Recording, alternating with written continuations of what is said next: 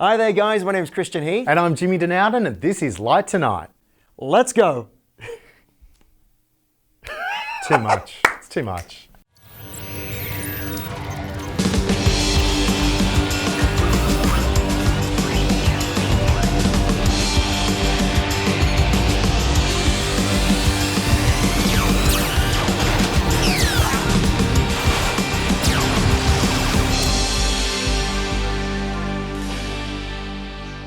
Fresh off a pair of highly publicised Coachella shows, Guns N' Roses embarked on their Not In This Lifetime tour.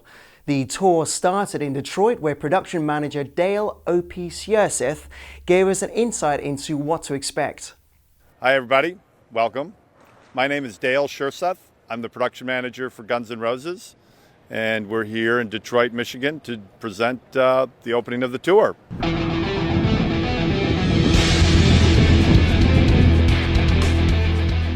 We picked Detroit for several reasons. It's a very good venue to rehearse in. It's a good relations, and it's a good place to start in Rock City. The show is 2.5 hours to 2:45. It'll be our first night, so they'll be fresh. They're going to probably want to try everything. It's a good venue to try it all. That's a pretty long show for all the hits. The opening, and the presence of all of them being here. That's the gag, you know. In respect to the organization, it's come together. It's been a journey, and it's been fantastic. And it will even be a greater event, you know, because now it's their show. We're on the stage. They're on the stage and doing their thing, which will be fantastic. We're gonna have a great show. That's what we're gonna have, and every bell and whistle that you can think of Guns N' Roses will be here for the fans. It will be a fantastic evening for everybody.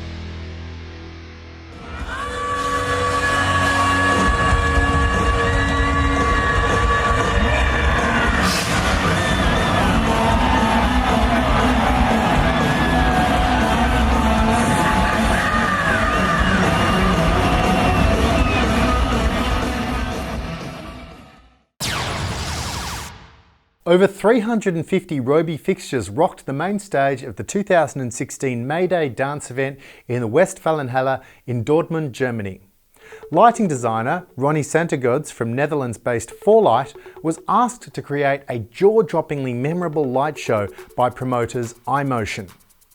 In terms of structure, the show was actually relatively straightforward. However, making it look good and last over several hours of non-stop pumping house and trance music was not so simple.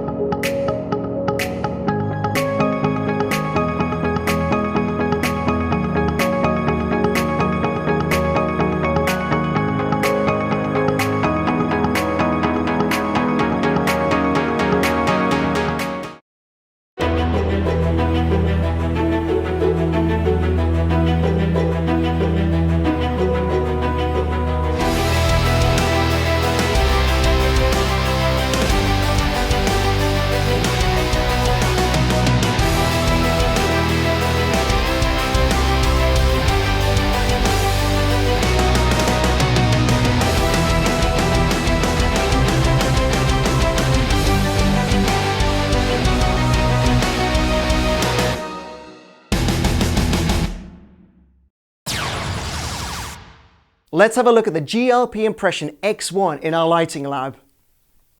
Jimmy, from Germany. Yeah, from GLP. This is the Impression X1. And now GLP released the original Impression some years ago now, and they were pretty popular. And to me, I don't know if it's true, it seems like there's been a bit of a hiatus, but this is out now and it's great to see. Very lightweight. Yeah, very lightweight indeed. You can pick these up pretty much with I don't know, one finger if you're pressed. RGBW. Yep, 4 by 15 watt RGBW sources, so we can run colour temperatures from 2700 up to fairly high on the cool end of the spectrum there. 14 or 18 DMX channels. Yeah, and that gives us various degrees of resolution. We've got 8 or 16-bit options. And look, you know, we've got our little menu system on the side here. The fixture is very compact, it's very easy to handle, it's very easy to rig, it's very easy to power. But for me, those just add to the big winning feature on this, Yeah, which it we've is. yet talked about. And it Yet is to what talk it about. is. It is what it is. Yeah, look, I mean, it's not super bright. It's 7 degree, I think, native beam angle, and you've got the option for a 25 degree lens.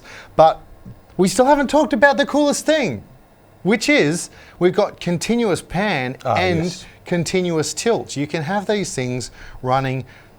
They they can can just- spin forever. They can go nuts. Yeah, look, I mean, to me, it's sort of, it's almost harking back to the days of the 70s when we had disco lighting that did do that continuous Yeah. rotation thing. Cause Like an didn't Astro Raji. Yeah, or Astro Disco. We didn't index things back then because we didn't know how, so we just spun them continuously.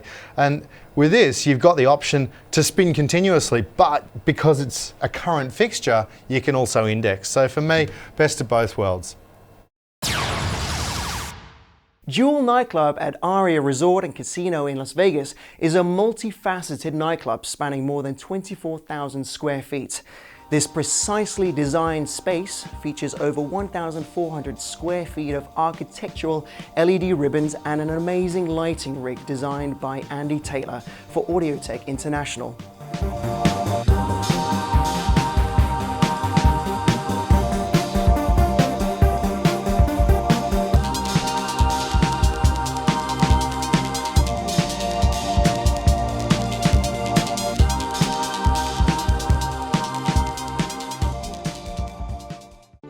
What extremes did we go to test our Martin Axiom Hybrid? Well, we went back to the place where powerful lighting was first needed to give the Axiom Hybrid a chance to really shine. The Axiom Hybrid's high-precision optical system combines beam and spot functions with short arc lamp technology, delivering consistent, superior performance.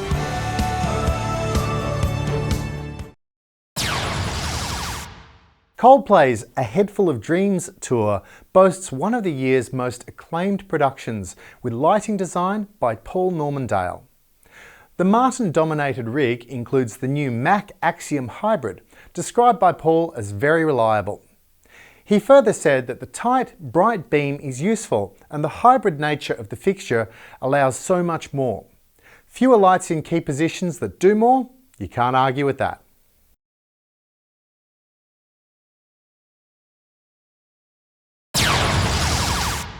Multi-award-winning lighting designer Bjorn Herrmann produced a spectacular light show at the christening ceremony of AIDA Cruises' new luxury flagship AIDA Prima. The overriding effect was a giant matrix formed from 342 GLP impression X4 bar 20s located in the balconies that transformed the AIDA Prima into a giant 300-meter wide low-res effect. To ensure the show had maximum impact, Herrmann specified 100 clay Paki Mythos and 8 of the new Scenius. In terms of control, several fully redundant control stations were set up using Grand MA2 consoles with master control on the AIDA Prima and wireless show control technology from shore to ship.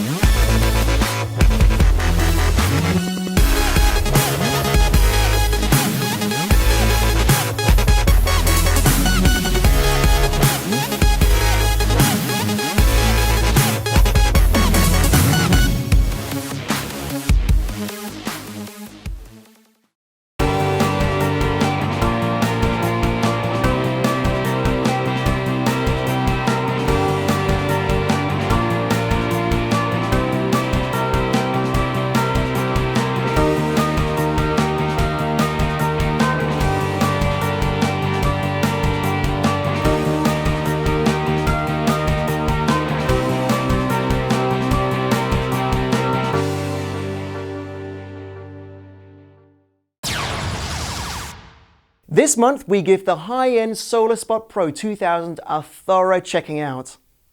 Well, Julius, the high-end systems SolarSpot Pro 2000. This is very much, to my mind, in the category of big lights. It's certainly heavy. Yes, at 41 kilos, it is certainly heavy. I think a large part of that is accounted for by the optic train, which has a couple of just about everything you could think of, a couple of prisms, a couple of animation effects, Yep. CMY colour mixing, which is interesting because this is not a discharge fixture. 8 to 45 degree beam spread. Yep. Now, the light source in this, tell us about what's going on there. 600 watt bright white, so it's 6,900 degrees Kelvin. It's very blue. Yep. We but- do have linear CTO to bring that back Yeah. down to match it with other things. So it's a white LED source, and then for colour mixing, we actually do that with flags or shutters or whatever that are inserted into the optical path. It's towards the bright end when we looked at this against a couple of the big units at Entech. Yeah, we've seen this sitting They're all up there. next to discharge lamps of Yeah. 1,000 watts plus. Yeah. And this is certainly holding its own in a very respectable way. It is big and heavy, but it is a very bright fixture. Yep. I do like the optics within this. I like that there's a couple of different fan modes, and we can run it quite quietly if we need to. There's a studio mode. There is also, if you can sacrifice a bit of output and you're doing TV thing, this has a CRI of 75, but there's a high CRI version which you lose a bit of output, but your get CRI 90. jumps up to 90. Yeah. So if that's If that's your big if that's deal. an important thing, that's certainly an option. Yeah, it's got the indigo, sort of a bit of a trademark high-end feature, isn't it? It is. It's been on a lot of fixtures, and I think it is something that sort of makes it instantly identifiable. Design-wise, I'm not an especially big fan of how it looks, but I am a big fan of these handles on the side of the yoke. Yeah, given the weight, we had no trouble getting this thing up on the gearbox bench here. Yeah, I think the handles certainly make it very manageable. I like the case too. It had a pretty nifty. We'll put some cutaways on for that now. Yeah. You can see the case, top off, front off. Yeah, and the idea of the case is obviously you can take the lid off and then get to just it. roll the case in underneath your bar, attach them all, and then lift your bar, roll the cases out. It's So, solid. you could potentially rig this without ever having to actually lift it. It's solid. It's touring. It's a tourable unit, isn't it? Yeah, plastic enclosure. Interesting. There's a fair bit of heat that comes out the back of it, which I Yeah. think gives away the output of the source. I think they quote 26,000 lumens output from the fixture. Yep. Rated lifespan is, I think you're still getting more than 70% output at 50,000 hours, which is years.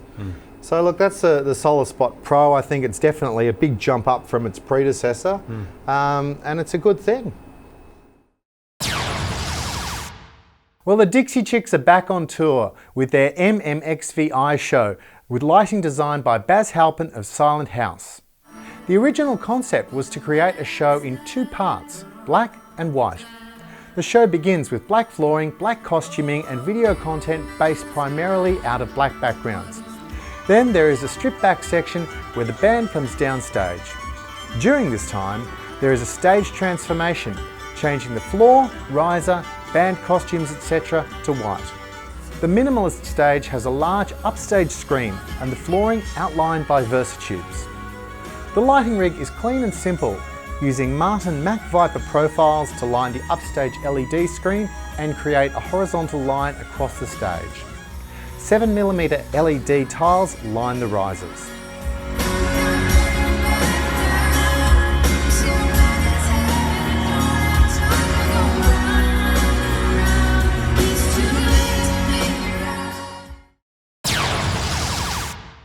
Bright Star, Broadway's latest hit musical, was written and composed by Steve Martin and Edie Brickell. It is set in the Blue Ridge Mountains of North Carolina in 1945 to 46, with flashbacks to 1923. Lighting designer Jaffe Wiedemann predominantly uses a full range of white light to emulate a picture from the past. The stage is often bathed in sepia tones, warm and aged with dramatic moments, highlighted by cooler whites.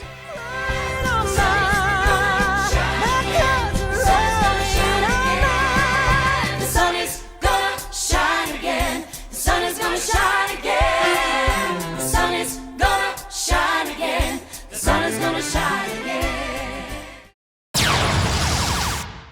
Now technically this is not a lighting feature, but it's just so fabulous that we had to share it. Big Gram's 2016 touring involves audio reactive experience visuals created by V2 Labs. Utilising Microsoft Kinect sensor technology combined with high-end computer graphics, the show performs and reacts in real time.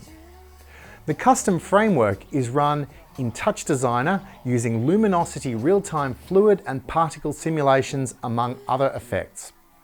Powerful interactive scenes layer together live to the musical flow of the performance.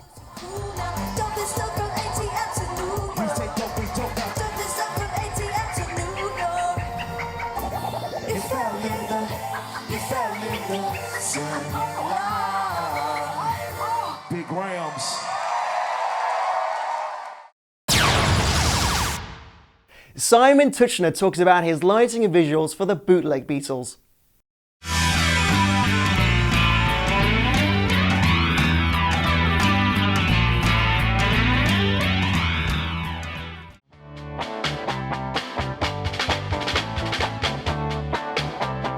I mean, that's an MA2 Lite that I've got out there, in that it only has 2 screens and 15 immediately accessible faders. You can add another bank of faders and another screen on the desk. You know, that becomes the Grandma full size. But most people have gone for the Lite because it's the same software. If you know what you're doing, you can run around. So you would then naturally take a smaller version of that as backup. But I believe Entech came up with this idea of packaging the on-PC wing as a standalone, full-on system. So it will run an entire show for you. You know, you plug the system into it and off it will go. If you've got that box filled up with an MPU or whatever, and off you can go. But that wing, take it out of that box, and I take that on our one-offs. I'll run the video from that wing and use whatever house desk there is for lights. If I'm using the in-house lighting system, which happens quite a bit with this, I'll use the in-house lighting desk and whatever it may be, and the in-house lighting system, and run our video, our catalyst, hopefully with our projector, just from that wing and my laptop.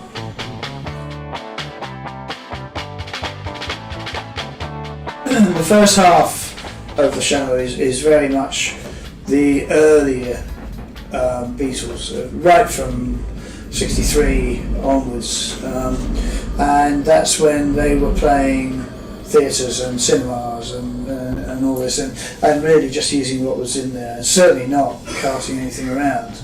And even when that started going, when Brian Croft, for instance, started carting lights around for the Stones back in 1960 something or other, it was lights straight out of the ICA. It was theatre lights, you know. And so what we do is, I've got a bunch of Source 4s up there as specials because we don't use follow spots. So I've got 19 Source 4s up there using on the front truss, and I run them in open tungsten. And I've got a bunch of clay packy washes, Sharpie washes, and I use those mostly on the early stuff in CTO, static, as if they were Fresnels basically. And then there's a costume change, and then there's another section which is brought a bit more up to date, and then there's a costume change and everything's a bit more up to date, finishing with Twist and Shout as an end to the first half. So, and as that works through, I start adding colour, just because that's pretty much, I guess, how it would have happened. You know, oh, we've got red, blue, and then the second half starts with Sgt. Pepper, and we're into psychedelia and all this and the other. So a bit of smoke in the atmosphere during the interval, some gobos, and start to get a bit more leery, you know. And obviously that really introduces the spots into the look. I've got 21 Clay Packy QWO 800s, which are a brilliant light that Entech bought. Well, Norman will tell you, but I think about 3 years ago. And I've got 14 active Clay Packy Sharpie washes, and they're perfect for this. They're not huge lamps, because we're very tight on space in the truck as well. It's another thing you have to think about, you know. But they're very versatile and very reliable. Well, we got one underneath the drum riser with custom Gerbers. It would probably be yesterday, from a lighting point of view, because it's got a bit of drama to it, you know.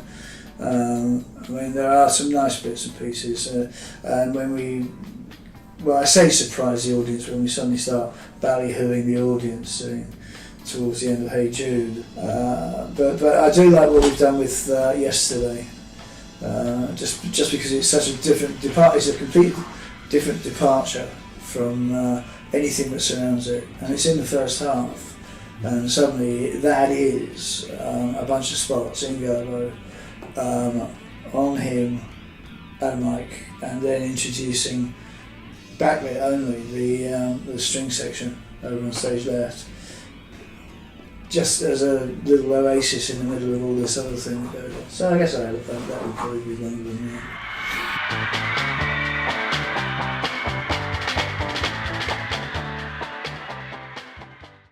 Thanks very much for watching, guys, and don't forget, if you like it, then give the old thumbs up right here. And remember to subscribe to the channel so you catch us next time round. We'll see you then. Bye-bye.